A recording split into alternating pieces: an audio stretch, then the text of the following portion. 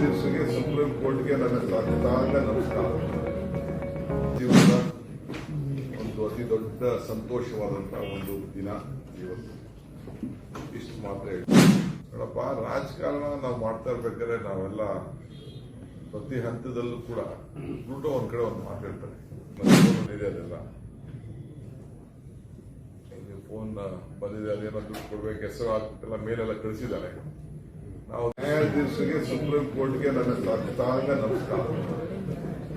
ಇಂದಿನಿಂದನೂ ಹೇಳ್ತಾ ಇದ್ದೀನಿ, injustice will not be thrown from the seat of justice. So ನಾನೇನು ತಪ್ಪು ಮಾಡಿಲ್ಲ ಅಂತ ಕೂಡ ಹೇಳ್ತಾ ಇದ್ದೀನಿ. ಬೇಕಾದಷ್ಟು ತೊಂದರೆ ಈಗೂ ಸಿಬಿಐನವ್ರು ಏನೇನು ಮಾಡ್ತಾ ಇದ್ದಾರೆ ಅಂತ ನಾನು ಸದ್ಯದಲ್ಲೇ ಮಾತಾಡ್ತೀನಿ. ಈಗ ಇವತ್ತು ಮಾತಾಡ್ತೀನಿ.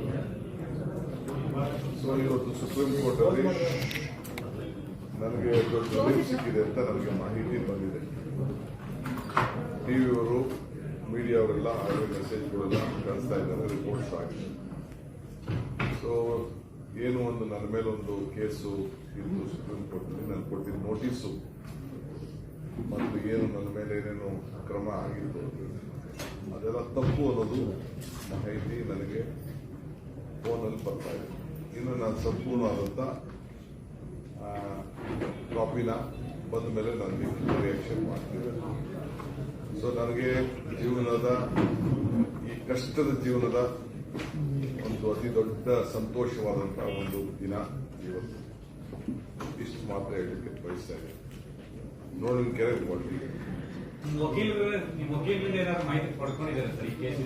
ಮೆಸೇಜ್ ಕಳಿಸಿದ್ದಾರೆ ನನಗೆ. ವಕೀಲರೆಲ್ಲ ಇಲ್ಲಿ ಕೂತಿದ್ದಂಗೆ ನನಗೆ ಫೋನ್ಗಳು ಸುರಿಮಳೆ ಬರ್ತಾ ಇತ್ತು. ನಾನು ಎಲ್ಲರಿಗೂ ತಿಳಿಸ್ತೆ, ಎಲ್ಲ ಮೆಸೇಜ್ ಕಳಿಸಿದ್ದಾರೆ.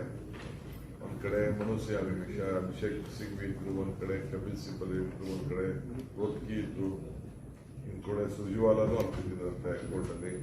ಇನ್ನು ಬಹಳ ಜನ ನಮ್ಮ ಸಿದ್ಧಾರ್ಥ ಅವರು ಬಹಳ ಸೀನಿಯರ್ಸ್ ಅಡ್ವೊಕೇಟ್ಸ್ ಎಲ್ಲ ಕೋರ್ಟಲ್ಲಿ ಇರ್ತಿದ್ರು. ಸೊ ಇವತ್ತು ಸುಪ್ರೀಂ ಕೋರ್ಟ್ ತೀರ್ಪು ಅಂದ್ರೆ ಇನ್ನ ಏನಿದೆ, ಅದಕ್ಕಿಂತ ಅಪೀಲು ಹಾಕ್ಲಿಕ್ಕೆ ಬೇಕಾದಷ್ಟು ಪ್ರಯತ್ನ ನಡೀತಾ ಇರುತ್ತೆ. ಮಾಡಲಿ, ಅವರ ಎಲ್ಲ ಥರದ ಹೋರಾಟ ಅವರು ತಯಾರಿದ್ದಾರೆ, ನಾವು ತಯಾರಿ. ನಿಮ್ಮ ಮಾರ್ಗ ಸುಲಭ ಆಗಿದೆ.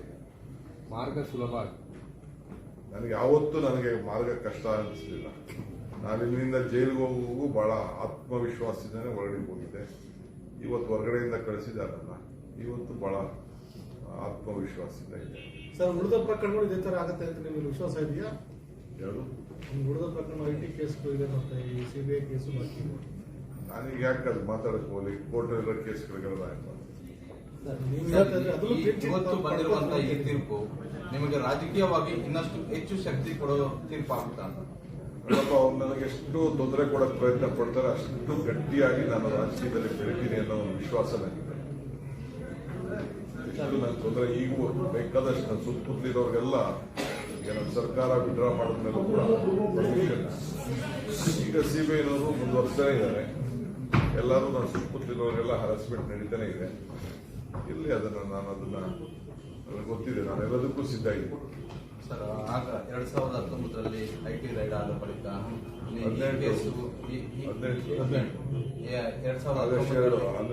ಆಗಸ್ಟ್ 2ನೇ ತಾರೀಕು ಬರ್ತಡೇ ಇದೆ. ನಿಮ್ಮ ಸುತ್ತಲಿರುವಂತಹ ಈ ಕೇಸಿನ ಸಂದರ್ಭದಲ್ಲಿ ಒಂದರಿಂದ ಮಾತ್ರ ನಿಮ್ಗೆ ಸ್ವಲ್ಪ ರಿಲೀಫ್ ಆಗಿದೆ ಅಷ್ಟೇ. ನೋಡಪ್ಪ, ರಾಜಕಾರಣ ನಾವು ಮಾಡ್ತಾ ಇರ್ಬೇಕಾದ್ರೆ ನಾವೆಲ್ಲ ಪ್ರತಿ ಹಂತದಲ್ಲೂ ಕೂಡ ದುಡ್ಡು ಒಂದ್ ಕಡೆ ಒಂದು ಮಾತಾಡ್ತಾರೆ.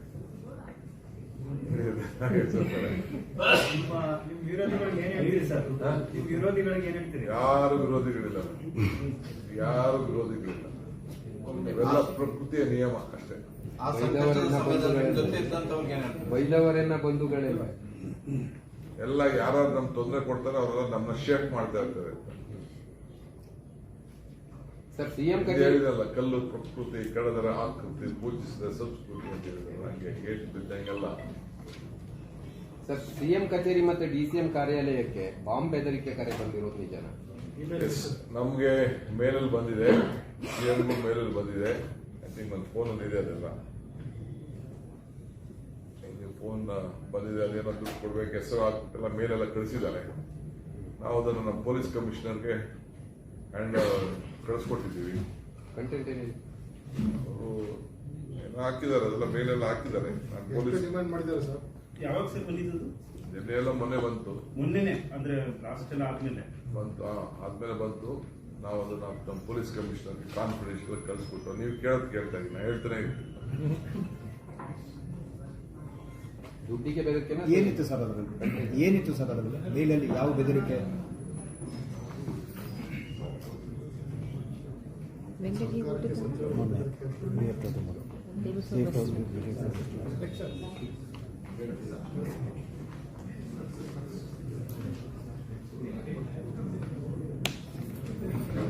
ಅಲರ್ಟ್ 1 ಯಾವ್ದು? ಶಾಹೀದ್ ಖಾನ್ 100786 ಅಂತ ಏನ್ ಹೇಳಿದಾನೆ. Alert 1, we are your thoughts on the movie trailer.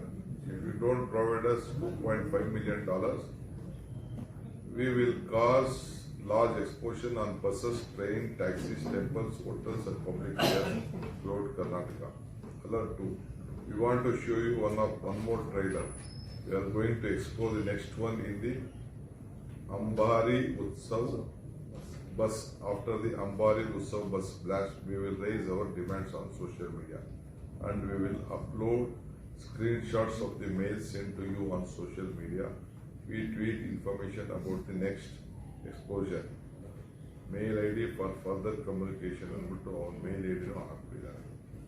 Bogus, fraud, ನಿಜನೋ, ಸುಳ್ಳು, ಬ್ಲ್ಯಾಕ್ ಮೇಲರು ಏನು ಗೊತ್ತಿಲ್ಲ. ತಕ್ಷಣ ನಮ್ಮ ಪೊಲೀಸವ್ರು ಕಳಿಸಿದ್ದೀವಿ. They are the job. Sir blast ಪ್ರಕರಣ ಸಂಬಂಧಪಟ್ಟಂತೆ 1 ಜನನ ತೆಲಂಗಾಣದಲ್ಲಿ ಅರೆಸ್ಟ್ ಮಾಡಿದ್ದಾರೆ ಅಂತ ಮಾಹಿತಿ.